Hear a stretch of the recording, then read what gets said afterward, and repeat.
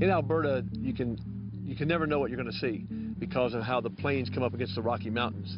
And so Sue and I are always looking for animals. It could be the white-tailed deer, the mule deer, it could be antelope, it could be bison, who knows what it could be. Anyway, about a half an hour before Banff, all of a sudden, a big herd of bighorn sheep came right up there on the road.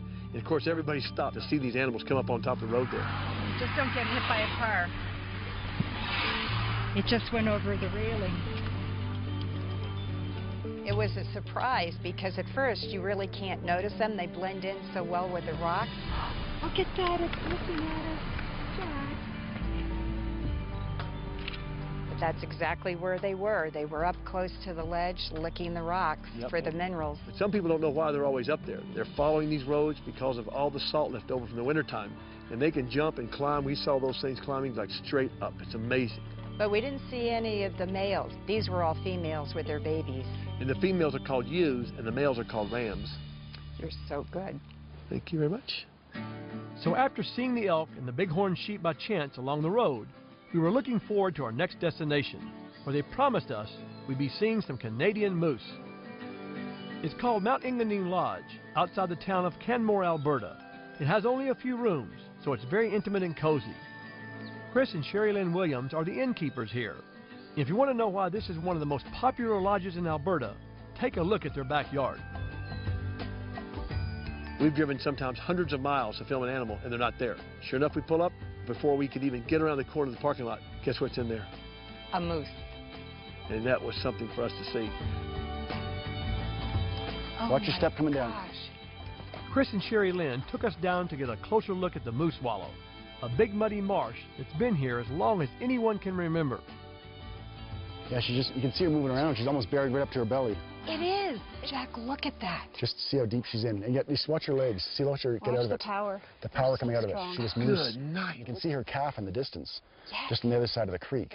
I've never seen this before, ever. I mean, animals avoid this kind of thing. You know why, don't you? Because they get stuck in there, and then they're out for predators. Right, wolves. I mean, wolves would have a feast here. It looks like she's siphoning the water, or is she drinking it? They drink it, and they also eat part of the mud to get some of the nutrients out of there. It'd be like a one-a-day vitamin for you or I. It's like if we just sat around and ate nothing but French fries all day long, it wouldn't be too healthy. Oh, wait, look what's watching us, Sue. Shh, look at this. Oh, my gosh, look at that. It looks like a prairie dog. What is that? Columbian ground squirrel. Yeah. A ground squirrel. Yeah. It's like they know that, oh, here the moose, let's watch too. I know, it's like they're part of the audience. That is. I'm surprised the calf hasn't come in Yeah, I'm closer. surprised. The calf is usually not that far away from the mother. I've been watching the calf, and the calf has stayed away. I don't know why the calf stayed away. But look at her, look at her, look at her. She's looking right at us right now. She's looking Oh, right are you looking at the mom? She's looking at something over here. I don't know what she keeps looking at. Look at her. She knows something's coming. This is amazing. Yeah, that animal she knows something's does. Look at coming. a moose coming this way. Are you serious? Yeah. Yep. Another one? Keen sense of hearing. They have an amazing Okay, we need to back up here a little bit because this moose can come right past by this trail right through here. Where is it? Where is it? Right here. Holy mackerel. Yeah.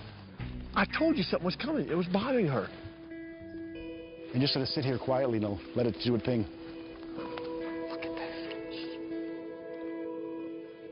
When you look at them, they don't seem like they'd be a dangerous animal, but people have been killed No, by they have. moose. Yeah. Moose deserve a lot more respect than most people give them. I mean, they're a big animal. They're very fast. I mean, most people think they're sort of a dumb, awkward animal. So you don't want to get in between the mother and the calf. They can move fast, and they will charge. You know, where bears and cougars are very predictable, and as long as you're doing the right things, you're not going to have a problem with them. With moose, you're never really quite sure. And the thing to watch for is their ears. Watch their ears. When their ears go back, that's when they're getting into defensive mode, and they're very concerned they're about to cause some problems. Here they come. Yeah, look at the ears back. Oh, my goodness. Now, she knows this cow moose would not hurt her baby. That's not the issue. The issue is she just might not want this other moose in her territory. Exactly. I mean, this time of the year, they're all posturing to see who's going to be first in line for meeting the males, all that kind of stuff. So that's what it is. A lot of it's, you know, a combination of territorial, but it's also who's going to be first in line for mating the big alpha bulls. The one on the right's going to move off, though, I can tell you right now. Yeah, looks that way. Well, she's going back to her baby. This here's going to leave because she wants to be with her baby. Yeah. The two moose cows kept their distance, and so we all enjoyed our afternoon at the Moose Wallow.